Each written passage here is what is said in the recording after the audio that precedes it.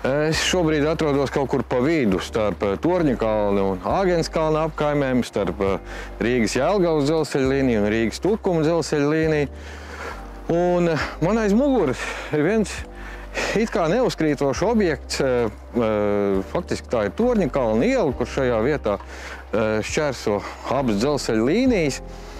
Un mēs esam tik ļoti pieraduši pie šīs iespējas bez problēmām nokļūt no vienas apkaimes otrā un vispār Rīgu izbraukt šajā vietā, ka mēs nemaz neaizdomājamies, kam par pamatu ir šī pārvada tapšana. Faktiski tas ir ļoti tālredzīgs solis, es pat teiktu diezgan ambiciozs projekts, kurš aizsākās faktiski jau vēl aizpagājušajā gadsimtā, bet reāli materializējās uz papīra vismaz sākumā 1902. gadā, un tas ir Rīgas dzelzceļa mezgla pārbūves projekts. Līdz tam faktiski visur mums bija vienlīmeņa pārbrauktuves, arī Rīgas centrā, protams, arī šeit, un arī pāri Brīvības ielai, kur mums tagad ir gaisa tilts. Vajadzēja šo jautājumu steidzami risināt, jo dzelzceļa satiksme kļuva aizvien intensīvāk. Un viens no tiem variantiem, protams, ir izbūvēt divlīmeņu šķērsojumu. Pat tādā vietā kā Torņakalnis, kas toreiz tā kā vēl pat īsti Rīgas robežās nebija. Protams, bija uz kartēm, tas tā arī parādīts, kā Jelgavas priekšpilsētas rajons, bet, protams, nekāda dižā satiksme jau šeit nebija. Bet vismaz vienam cilvēkam, tas ir Andrejs Verhovskis, kurš vadīja Rīgas dzelzceļa mezgla pārbūvi, bija skaidrs, ka šis jautājums ir jārisina pietiekoši tālredzīgi, un šis ir viens no tiem risinājumiem vismaz šajā apkaimē. Otrs ir dažus 100 metrus uz Tukuma pusi, tas ir Altanovas ielas pārvads. Un pārvadi kā pārvadi, viena lieta ir to funkcionalitāte, otra lieta ir to konstrukcija. Un konstrukcija šajā gadījumā bija unikāla. Unikāla tāpēc, ka dzelzbetona konstrukcija šāda tipa būvēs faktiski līdz tam Latvijā netika izmantota. Šis nav absolūti pirmais dzelzbetona tilts, bet viens no pirmajiem gan, kuru uzsāka būvēt jau 1909. gadā. Un, protams, kad vietējo speciālistu tobrīd nebija šāda konstrukcija būvniecība, nebūtu notikusi tik raiti, ja talkā nebūtu nākusi Vācijas firma Weiss un Freytag, kas jau saulaicīgi, laikam zinot, bija atvēruši šeit Rīgā filiāli, un filiāles vadītājs Johans Knollis arī faktiski kļuva par gan šī, gan Altanovas ielas pārvada projekta autoriem, un tādējādi arī sekmīgi gada laikā, 1910. gada oktobrī, tas tika uzbūvēts un nodots eksploatācijā.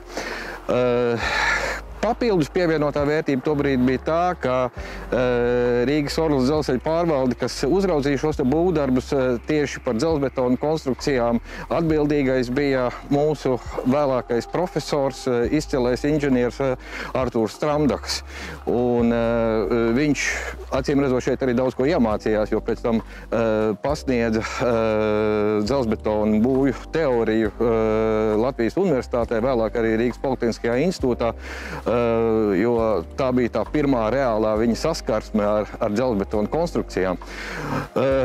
Papildus vēl tam, protams, šiem pārvadēm ir arī savā ziņā arhitektoniska vērtība. Tie ir valsts nozīmes kultūras pieminekļi, un tur ir nolasāmi, varbūt ne itin visur, bet tieši balstu konstrukcijās jūgenstila iezīmes, kas padarīja šos tiltus ne tikai funkcionālus, bet arī arhitektoniski izteiksmīgus. Un arī, protams, patiešām funkcionālus, jo jau pašā sākumā šeit bija diezgan platas ietves gājējiem paredzēts priekš tā brīža standartiem, un arī ar kaltiem bruģakmeņiem klāts segums, pamatā jau tobrīd zirgu pajūgiem un arī pirmajām automašīnām, kas te bija parādījušās. Pagājušajā gadsimta 90. gados tilti piedzīvoja rekonstrukciju, jo bija nokalpojuši faktiski gandrīz jau 100 gadus, un tagad tie ir asfaltēti, un bet pietiekoši droši, lai šeit noritētu autotransporta kustība. Kā redzams, tie aprēķini, pat nezinot, cik smagas vēlāk būs automašīnas, bija izrādījušies diezgan pareizi. Nu jā, un vēl toreiz to betona gabaliņu, no tā betona, kur vēlāk būvē tilts, to pārbaudīja ar speciālām spiediekārtām, cik noturīgi šī te konstrukcija ir.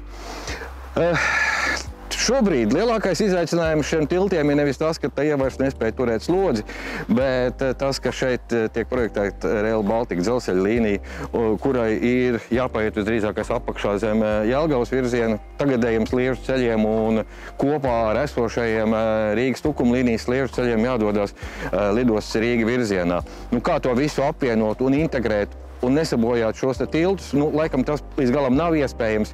Par to šobrīd tiek domāts. Es ceru, ka tas rezultāts mums visiem būs apmierinošs un necietīs gan autosatiksme un necietīs arī skaistums.